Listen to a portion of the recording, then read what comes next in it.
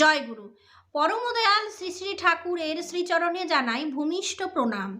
আপনাদের প্রতি প্রত্যেককে জানাই রানন্দিত জয়গুরু।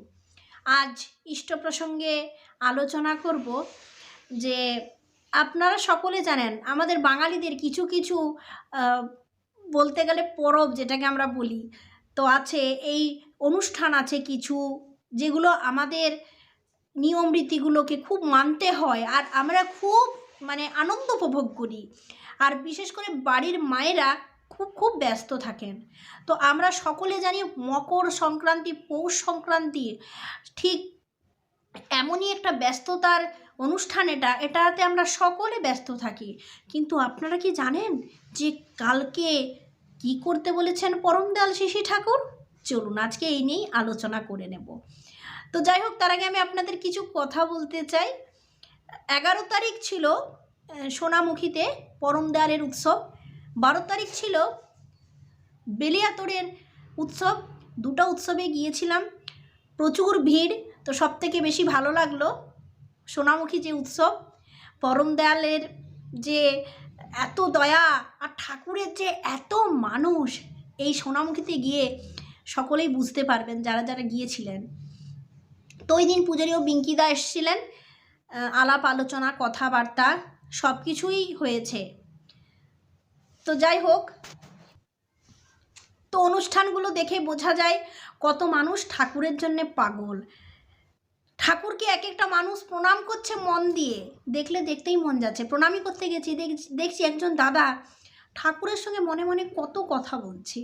আমি প্রণামী করতে গিয়ে দেখে ভাবছি যে সত্যি ঠাকুরকে ভালোবাসতে কেমন করে হয় সেটা এক একজনকে দেখেও শেখা যায়। অনেক সময় নিজের ভালোবাসাটা মনে হয় আপ ডাউন করে, মনে হয় কখনো বেশি বাসছি কখনো কম বাসছি। তো যেটুকু একটু কথা, যে কথাটা আমার খুব ভালো লাগে, যেটুকু সময় আমি আমার ঠাকুরকে ভাবছি না সেই সময়টাই কিন্তু আমার জন্য বিফল। তো যাই হোক, এইটুকু কথাই আমি আপনাদের বললাম। সোনামুখী মন্দিরটাতে এত মানুষ হয়েছিল, আর পূজনীয় বিঙ্কিদা এসেছিলেন। খুব সৌভাগ্যবশত তাকেও দর্শন করেছি। সকালবেলায় বেরিয়েছিলাম, ফিরতে রাত হয়ে গেছে, কারণ আমাদের এখান থেকে সোনামুখীটা অনেক দূরে। লাস্ট আরও একটা অনুষ্ঠান আছে, পরমদয়ালের উৎসব আছে, যেখানে মানুষের ঢল নামবে। সেটা হচ্ছে 25শে জানুয়ারি, চন্দ্রকোনা রোড। অবশ্যই আপনাদের প্রত্যেককে বললাম, আপনারা প্রত্যেককে জানাবেন এবং ঠাকুরের উৎসবে সকলেই যেন আসে। তো আজকের এই আলোচনাতে আমি আপনাদের প্রথমেই বলে দিলাম। তো যাই হোক, কালকে যেহেতু পৌষ সংক্রান্তি, তো এই মকর সংক্রান্তিও বলা হয়, পৌষ সংক্রান্তিও বলা হয়। এরপর মনে হয় ঠান্ডা শেষ হবে, তাই তো? এরকমই একটা ঘন্টা বাজছে ঠান্ডা শেষ হবার। যাক, ঠান্ডার জন্য আমরা অনেকেই কষ্ট পাচ্ছি। তো এই সময় আমাদের এই মায়েরা বাড়িতে বাড়িতে খুব করে পিঠে করেন। পিঠে করাও কিন্তু একটা খুব থাকা চাই, গুণ থাকা চাই। অনেকেই পিঠে করতে জানে না, যেমন আমি পিঠে করতে জানি না, কিন্তু আমাদের বাড়িতে দেখেছি মায়েরা খুব সুন্দরভাবে পিঠে বানায়। পিঠে পাকানো, পিঠে বানানো, এই নিয়ে প্রত্যেকেই কিন্তু ব্যস্ত। তাহলেও কি ঠাকুরের কথা কি ভোলা যায়? তো যাই হোক, এই দিনে আপনারা কি কি কাজ করবেন? সন্ধ্যার পর শ্রী শ্রী ঠাকুর গোল তাঁবুতে বসে আছেন। আজ পৌষ সংক্রান্তি, তাই গোল তাঁবুর ভিতরে মেঝেতে আলপনা দেওয়া হয়েছে। হাউজারম্যান দা, আউটার ব্রিজ দা, মিসেস হিল প্রমুখ শ্রী শ্রী ঠাকুরের কাছে এসে বসলেন। হাউজারম্যান দা জিজ্ঞাসা করলেন, আলপনা দেওয়া হয় কেন? শ্রী শ্রী ঠাকুর বললেন, এটা করা হয় চারুশিল্পের অনুশীলন বজায় রাখার জন্য। এই দিনে সিঁদুর, সর্ষের ফুল এবং দূর্বা নিয়ে পরম পিতার চরণে প্রার্থনা করা হয় যাতে মানুষ সপরিবেশ ভালো থাকে। এই দিন গরুকেও খাওয়ায়, নানা রকম পিঠে পায়েস, রকমারি খাদ্যদ্রব্যাদি প্রস্তুত করে। রন্ধনটাও একটা শিল্প বিশেষ।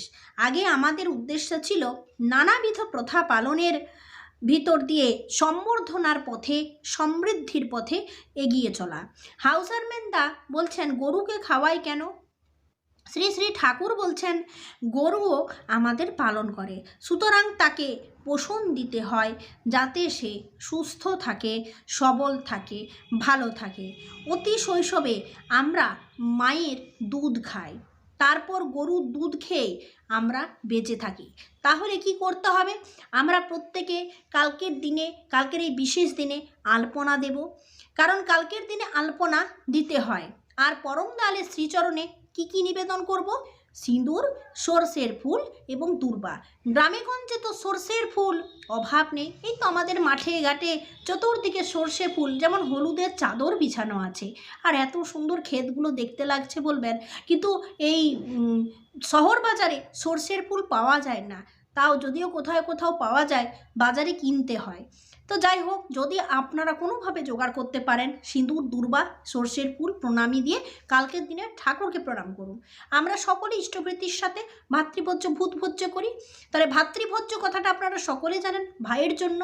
এবং ভূতভোজ্য মানে হচ্ছে পশু পাখি, এগুলোর জন্য ভোজ্য করা হয়। যেহেতু আমরা সকল ইষ্টবৃত্তির সাথে ভাতৃভোজ্য ভূতভোজ্য করি, তাহলে ভূতের উদ্দেশ্যে অর্থাৎ পশু পাখির উদ্দেশ্যে কিছু নিবেদন করা লাগে।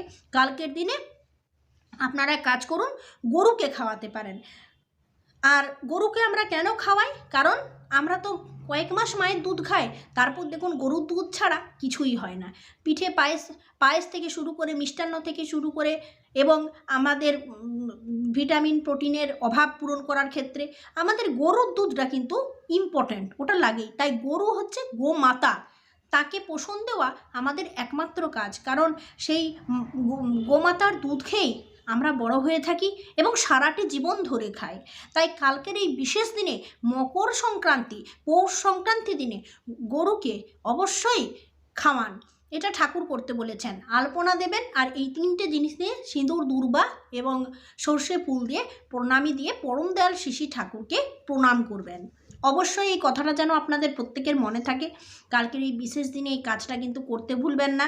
এবং পরম দয়াল শ্রী ঠাকুর যা বলেন, পরম মঙ্গলের জন্য বলেন, মঙ্গলের উদ্দেশ্যে বলেন। কালকে বিশেষ মঙ্গলের অধিকারী হতে হলে পরম দয়ালের দেওয়া, পরম দয়াল শ্রী ঠাকুরের বলা এই কথাটা অবশ্যই পালন করবেন।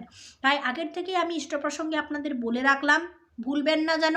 আমিও সর্ষে ফুল, দূর্বা প্রণামী দিয়ে পরম দয়াল শ্রী ঠাকুরকে প্রণাম করব। অবশ্যই গরুকে খাওয়াবেন। কি খাওয়াবেন? গরুর খাদ্য গরুকে খাওয়াবেন। আজকে এই পর্যন্ত। আপনারা সকলে সুস্থ থাকুন, ভালো থাকুন। আপনাদের অনেক ব্যস্ততা, এর মাঝে আমি আপনাদের ব্যস্ত করব না। আর এই দুদিন ভিডিও দিতে পারিনি, কারণ আমি ওই সোনামুখী মন্দির গিয়েছিলাম, আর এইদিকে গিয়েছিলাম শ্রী ঠাকুরের উৎসব দেখতে বেলিয়াতোড়ে। যার কারণে আমি দুদিন খুব ব্যস্ত ছিলাম, দিতে পারিনি। তো ভালো থাকুন, সুস্থ থাকুন।